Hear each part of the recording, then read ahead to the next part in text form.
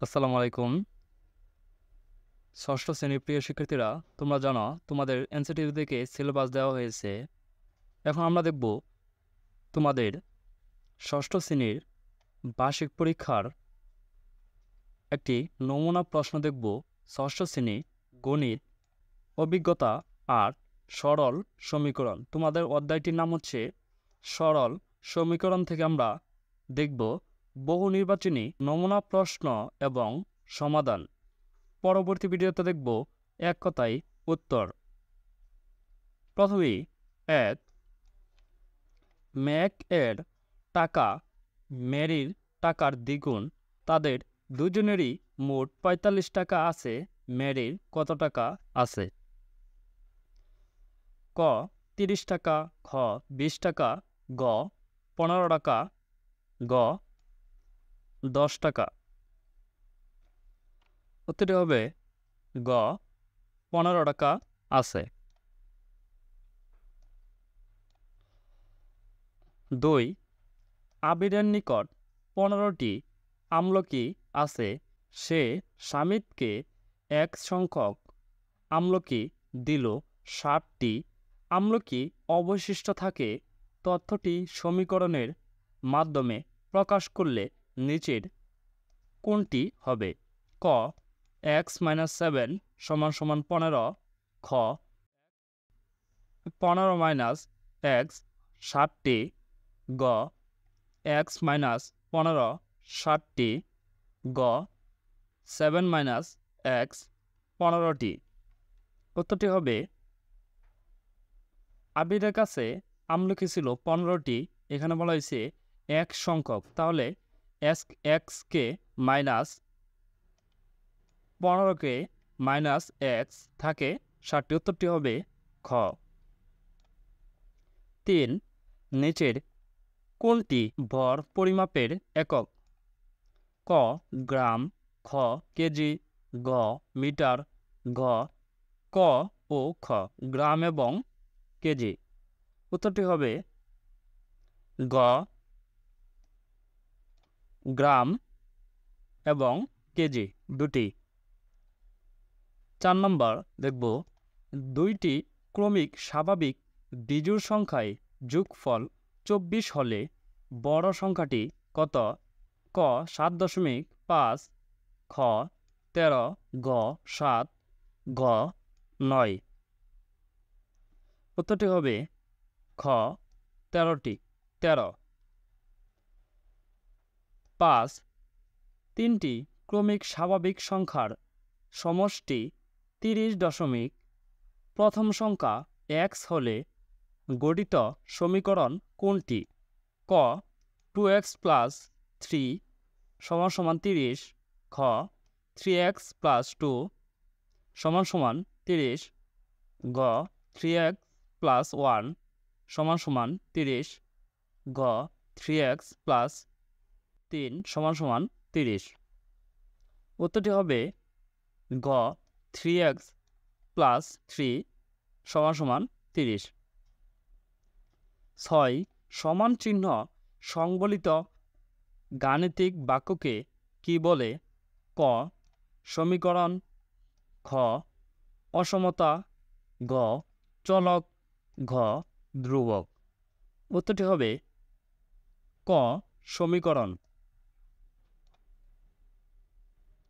৭, সমীকরণের অজানা বা অজ্ঞাত রাশিকে কি বলে? ক অসমতা, খ চলক, ঘ ধ্রুবক, ঘ প্রতীক। উত্তরটি হবে খ চলক। ৮, সাধারণত ইংরেজি বর্ণমালার ছোট হাতের অক্ষরগুলো দ্বারা কি প্রকাশ করা হয়? ক সমীকরণ, খ অসমতা, গ চলক, ঘ ধ্রুবক। উত্তরটি হবে গ চলক। ৯, সমীকরণের উভয় পক্ষের মাঝে কোন চিহ্নটি থাকে? ক লেস দেন, খ গ্রেটার দেন, গ সমান, ঘ is less than, উত্তরটি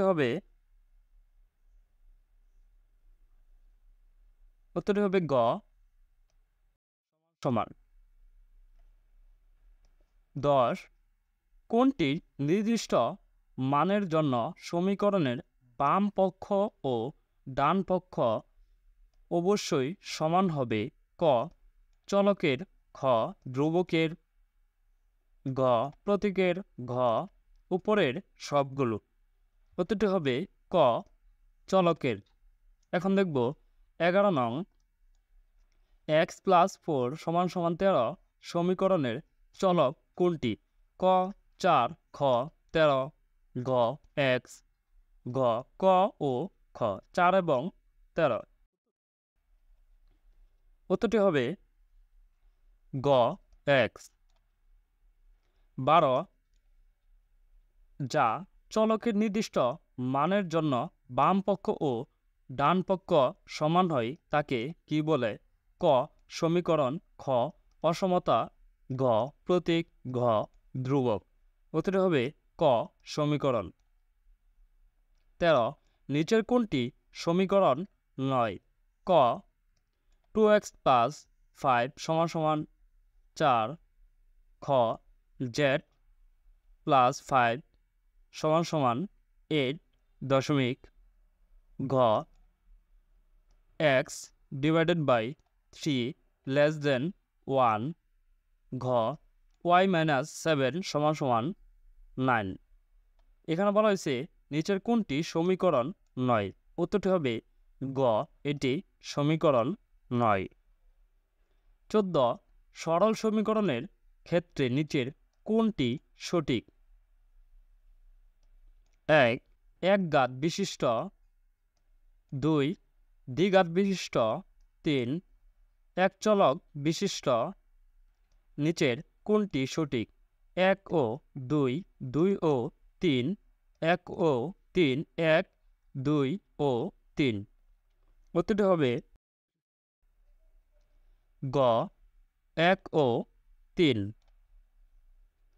15 অজ্ঞাত রাশি বা চলকের একঘাত বিশিষ্ট সমীকরণকে কি বলে?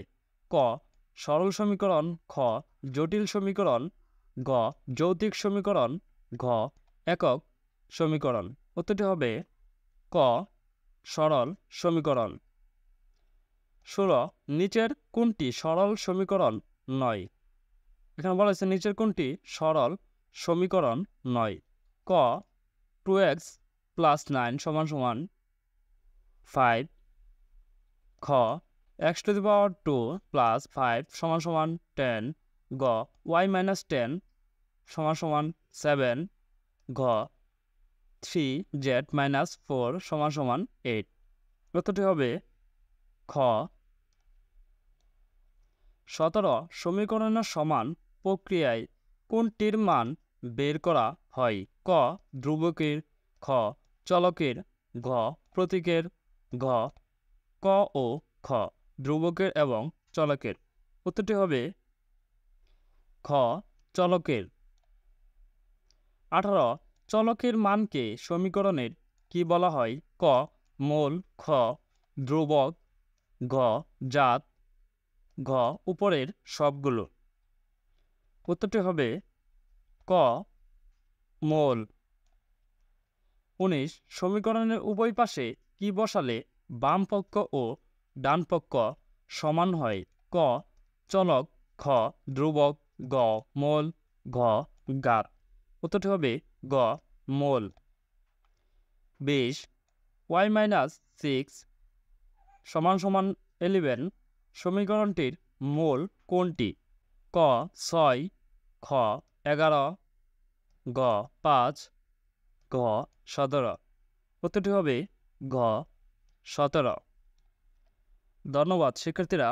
আমরা দেখে নিলাম ষষ্ঠ শ্রেণীর বহু নির্বাচনীর নমুনা প্রশ্ন ও সমাধান। পরবর্তী ভিডিওতে দেখব আমরা এক কথায় উত্তর, নমুনা প্রশ্ন ও সমাধান।